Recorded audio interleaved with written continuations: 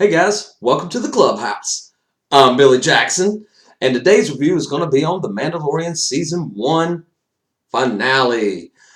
Man, I love this episode. The past few episodes have just been friggin' awesome. And yes, as much as I loved last episode, I love this one just as equally, if not more, because we get a lot of information. First of all, how about when those scout troopers punched Baby Yoda? As if a million voices cried out in terror. I know everybody was just like me, wanting to jump through the screen and just choke that dude out. And I don't mean just regular choke him out. I mean like force choke him out, And oh my God, I knew it was coming for them as soon as IG-11 stepped up. I mean, he did exactly what I wanted him to do, is choke that dude out and kill him.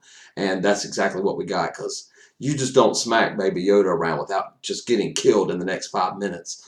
So anyway, I loved all that. And how about IG-11 coming in on the speeder bike and just blasting fools from all different directions? God, I love that droid, and I hated how it ended, but I loved it as well. But anyway, him blasting the chumps, and then they got them all pinned down, back in the bar again, and we get a lot of information. First, we find out that Cara Dune is from Alderaan, which was blown up in the first Star Wars movie. So that's why she has this like inherent hatred for the Imperials, because they killed her entire race of people. So I get her story now a little bit better, just knowing that little tidbit of information. But how about we find out Mandalorian's name? Din Djarin. I love that. I love that we finally got to know his name. And we get to see his face. Pedro Pascal. I haven't seen him since Game of Thrones, and that was season 5, like 7 years ago or whatever. He does look like he's aged a little bit, but he looked good, and I think he's done perfect for this role. He's done an amazing job, so I'm really glad that we got to see his face. But another thing, you really see how this whole series has taken a toll on him. I mean, when he's on that big gun and Moff Gideon just shoots the power supply to it and blows him back, I mean, I thought he was going to be dead almost, but I know they wouldn't kill him, but I thought he was going to be more hurt than he was. But taking off the helmet, you can really see that this stuff that he's been through has taken a toll on him, and you could hear it in his voice. So I really like that whole scene. You can't take it off for anybody living. Well, I'm not living. I've never been alive. I love the IG-11 robot. So anyway, that was really cool. And we also get this Night of 1,000 Tears that Moff Gideon's talking about. And I think that has to do with the Mandalorian Purge, when the Imperials, tried to annex their planet and eventually killing most of the Mandalorians. That's why they're in hiding right now. But anyway, I want to know more about that Night of 1,000 Tears. So I'm interested in what's going on with that. Anyway, they go down to the sewers, and they escape, basically. They still have troopers on their tail, but IG-11, of course, takes them all out. And you get to the cauldron where, I can't remember her name, the metal worker, the Mandalorian. I can't remember her name to save my life. But anyway, love the character. I love how she, restock your supplies, and just, hooks the Mandalorian back up with weaponry and stuff and gives him his jetpack. And he's got to practice with it or else it won't respond. So I like that they got to have like a connection to the jetpack. I don't know what that's all about yet, but I'm sure we'll find out. But I really like the line, you have to connect with this thing for it to work for you. So I'm really curious about that, but I loved it. But how about the best scene in the whole entire episode is when the stormtroopers come in on her and she's just sitting there with her hammer and whatever, a fire poker, next to her, and she just whoops their ass. I mean, God, it was amazing and awesome. And I mean, not just beat them up, smashed their helmets to pieces, like broke their jaws and smashed that one dude and made the pieces of the helmet scatter. I mean, we haven't seen that kind of stuff in Star Wars. I loved it. Loved it. My favorite scene, maybe in all of Mandalorian.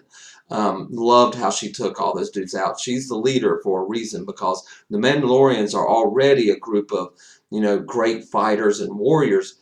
But to be a leader, you're going to have to be the best. And you see that she is the best. I mean, hand-to-hand combat just whooped them all. I loved it. It's friggin' awesome. Then, we get down into the lava pit, and they start heading down there, and they see that it's going to be, it's a trap at the end. And IG-11, this dude is awesome, man. And he's like, I must go, and I know what to do. I have spoken, and he says Quill's words, and you could see that Quill is in this robot's mind, or droid. He's not a robot, he's a droid, but you could feel it. At least I did. I felt that Quill was a part of him, because he's the one that reprogrammed him.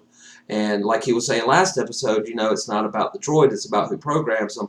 And it really shone in this scene that happened. And I loved it. I thought it was really cool. He sacrifices himself, walks out there, self-destructs, blows them all up. Just amazing. Just friggin' amazing cinematography. The acting in this episode was awesome. I love Moff Gideon. He just seems like a true Imperial, just badass. And I love them. I love the Imperials. I mean, not love them, but because they're evil and bad. But I love the acting that was going on in here. But anyway, you get back out, and then how about Homeboy just puts on the backpack and takes off and zips lines to the TIE fighter, takes out the TIE fighter, with the grenades. And it's not like he just grabbed some grenades and put it on there and then flew off. He dropped one. I mean, you see flaws in the character, and that's what makes the character development of the Mandalorian so amazing in this season, is that you see that he's flawed. And I know I complained earlier in a previous review that I didn't like him getting whooped all the time, but now that I look back on it, it makes sense that he would, because he's not perfect. He's definitely a badass himself, but he's not perfect, and he's fallible, and that's what connects him to us, because we're fallible. And he's just not some robot that does whatever he's told to do. He's doing what he thinks is right, and protecting the baby. And now the baby's, he's the baby's father now. So I love that whole thing. I'm sorry I jumped over that, but now the Baby Yoda is a Mandalorian. I said a few reviews back that I bet this show is about him being the Mandalorian, not the Mandalorian, not Mando, but Baby Yoda becoming a Mandalorian. And I think that's what's going to happen here in this series. Maybe not next season or seasons after that, but maybe the final season we're going to see him maybe in some Mandalorian armor. How cool will that be? Okay, but I'm going to jump to the end real quick. How about Moff Gideon coming out with the dark saber and cutting himself out? And when I first saw it poke out of the TIE fighter, I knew exactly what this thing is. And you don't really see it unless you watch Rebels and stuff. And that dark saber that he's holding is a symbol of who leads the Mandalorians. And I can't remember her name, the last woman to have it, but she was leading the Mandalorians when Rebels left off. And I guess he got it from her, killed her, or did something. But I want to know what happened from Rebels to this season, how he got that dark saber. And that dark saber is like a lightsaber, even though it's not a lightsaber. It's just a dark saber, but it can go against lightsabers in duels. And Darth Maul actually had it for a long time and was running the Mandalorians because he had that sword. And then some other guy got it. And then the woman I was talking about got it. I can't remember her name, but if you could look it up in Rebels, and you could see who it is. But she was awesome and a great warrior and fighter, and she was leading the Mandalorians. But how Moff Gideon got it, I want to know. And I think in Season 2 flashbacks, that's probably what we're going to get, flashbacks to the Purge.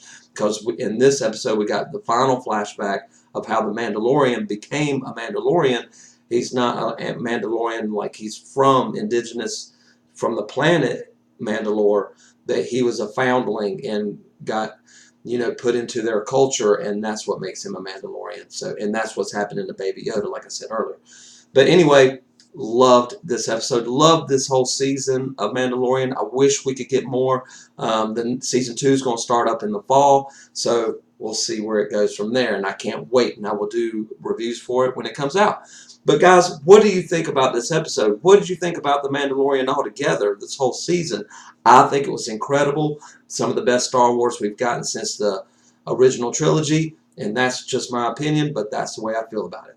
But I want to know what you think, guys. Let me know in the comments below. Remember to like my videos and subscribe to my channel. And as always, make yourself happy every day. And the only way to do that is to remember the only thing stopping you is you stopping. Bam!